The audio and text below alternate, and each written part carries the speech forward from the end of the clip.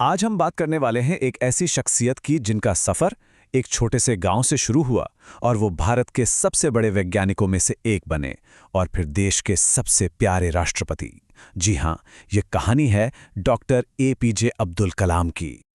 सोचिए, उनकी पूरी जिंदगी, उनकी हर एक कामयाबी इसी एक सोच पर टिकी थी। वो हमेशा कहते थे, सपने देखो, सपने देखो, सपने देखो, क्योंकि सपने ही विचारों में बदलते हैं और विचार ही एक्शन का रूप लेते हैं। तो कहाँ से शुरू हुई ये एक्स्ट्राऑर्डिनरी जर्नी? चलिए एकदम शुरुआत में चलते हैं, भारत के एक छोटे से तटीय शहर रामेश्वरम। 15 अक्टूबर 1931 तमिलनाडु के रामेश्वरम में उनका जन्म हुआ, एक बहुत ही साधारण परिवार में। जरा सोचिए, एक ऐसा घर जहां सबसे बड़ी दौलत किताबें थीं और दुनिया को जानने की एक गहरी उत्सुकता जो बचपन से ही उनके मन में घर कर गई थी। और बचपन से ही ना, उनमें वो बातें साफ दिखती थीं जो आगे चलकर उनकी पहचान बनी। साइंस को लेकर एक जबरदस्त जुनून, सीखने की कभी ना खत्म होने वाली भूख और इन सब के साथ विनम्रता और कड़ी मेहनत की एक मजबूत नींव। तो ये जो जानने की भूख थी, ये जिज्ञासा थी, इसने कैसे एक ऐसे कैरियर की शक्ल ली जिसने भारत की तकदीर बदलने में एक अहम रोल निभाया। पढ़ाई पर उनका फोकस और लक्ष्य एकदम साफ था।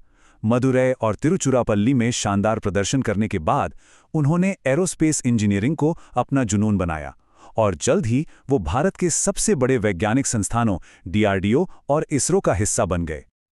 और इसके बाद उनकी जिंदगी का वो चैप्टर शुरू होता है जिसने उन्हें एक ऐसा नाम दिया जिससे आज हम सब उन्हें जानते हैं।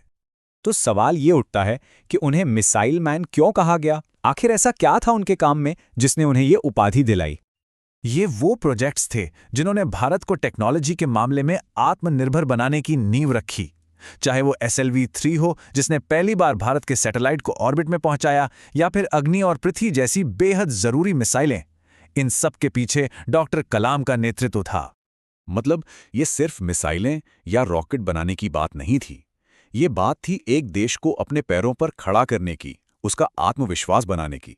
उनके काम ने भारत को डिफेंस और स्पेस टेक्नोलॉजी में आत्मनिर्भर बना दिया। अब देखिए, साइंस की दुनिया में तो वो टॉप पे पहुंच चुके थे, लेकिन फिर उनकी जिंदगी ने एक ऐसा मोड़ लिया जिसके बारे में शायद किसी ने सोचा भी नहीं था। 2002 से 2007 तक डॉक्टर कलाम भारत के 11वें राष्ट्रपति रहे। उन्होंने देश का सर्वोच्च पद संभाला और अपने साथ एक बिल्कुल ही अलग, एक नया नजरिया लेकर आए। और ये कमाल का था, उनके दो रूप थे।